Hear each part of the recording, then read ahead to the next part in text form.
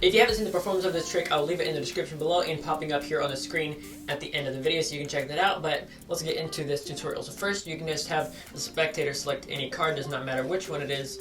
So let's say they select this one right here, the King of Clubs, and then you could lose it somewhere in the deck, and this has to be a control to where you can get a peek at. So usually what I do is I do a call control, so I show them their card, and then what I do is I will call it underneath to the bottom, all the way, push it over.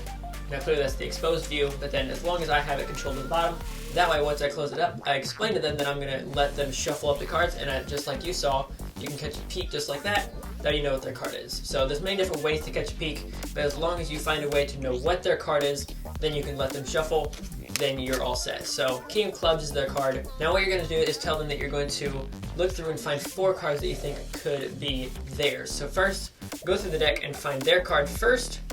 That makes this a lot easier so you know what the other 3 cards are going to need to be, and it has to be very specific cards. So first we're going to take this one off the side, and just for the example, I'm going to find a red card. Let's go with the King of Hearts, and that is going to be the other card as if they picked this as well, because depending on if they pick a black or red, it is going to change how this card trick works. Clearly you need 3 more cards for these examples, so let me show you which card those are going to be. First you need a 2 or 3, and it's going to be of either spades or hearts. Next we're going to need a 5 or a 6, and either is going to be of clubs or diamonds. And lastly you're going to need a 9 or a 10, and then of hearts and spades. And truly for this, it does not matter which one you grab as long as it's not a duplicate of this card. So if they picked a 5 here or a 9 here or something, you cannot pick that one. So clearly if they pick a 9, you have to pick the 10 of spades. If they pick a 5, you have to pick the 6 of diamonds.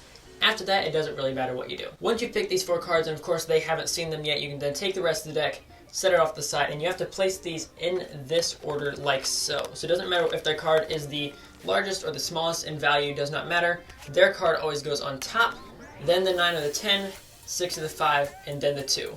And the grip is going to matter for this next part as well. You're going to need to take these 3 fingers and curl them underneath, and the thumb is going to go along this outside. Index can either go here or curl around, it doesn't really matter, as long as you have the ability to then show them the cards and have the ability to pull it down like this. Once you've got that down, you're then going to explain that you're going to ask them a series of questions, each getting harder. This is going to set up a joke in a second, and a little bit of psychology. So first one you're going to say, is this your card? They're going to say no, and just hold it here for a second, that way they remember this card.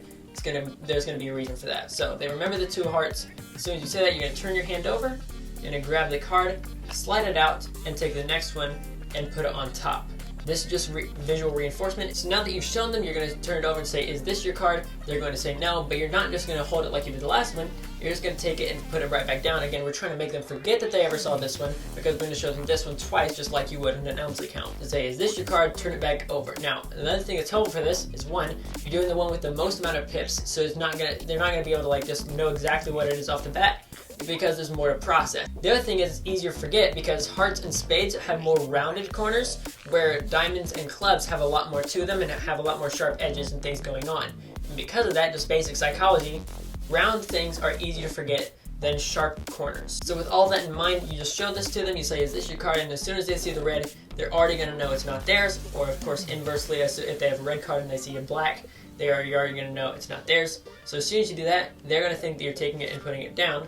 But what you're really doing is taking it and grabbing out theirs. So as I showed you before, you're going to do that slide. So you're going to take this here, pull it down with these fingers, and just grab this one out and slide it out. Set this one down, and now take the 9 and bring it to the top. And as soon as you set this one down, immediately ask them the next one. So you don't even have to put this down yet by the time you've turned this one over, because again, we're trying to make them forget that they ever saw this. So what it should look like is this. Is this your card? No? Okay, so now let's go on to the next one. Is this your card? No time in between. Now, the next thing you're going to do is reinforce this card to hopefully, again, make them forget that they ever saw this. So now what I'll do is this. Okay, well, if this wasn't your card, was your card a 6? Again, you didn't do the duplicate. They'll say no. Well, was your card a diamond? No. Okay, well, 50-50. Is it a red card?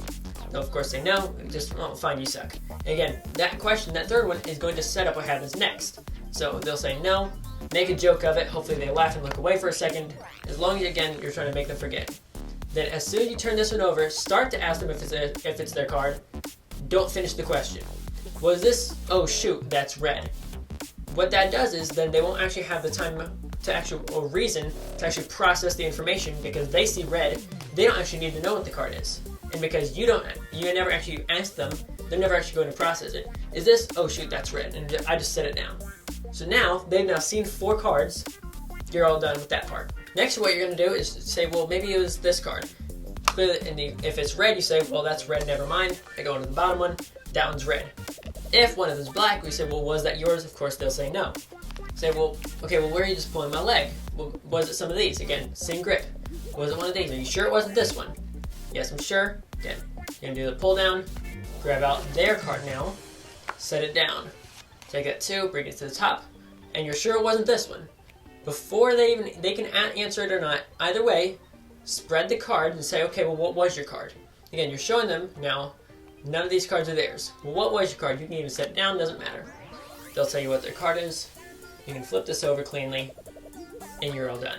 This is definitely one of my favorite magic tricks because of the amount of psychology in it, and from a psychology major himself, I absolutely love it. And if you want to see more magic tricks like this, make sure to subscribe and ring the bell so you can be notified when more videos just like this drop, and you can check out the entire magic trick playlist right there, and the performance of this trick right there. I'll catch you guys in the next one. This is CPM, signing off.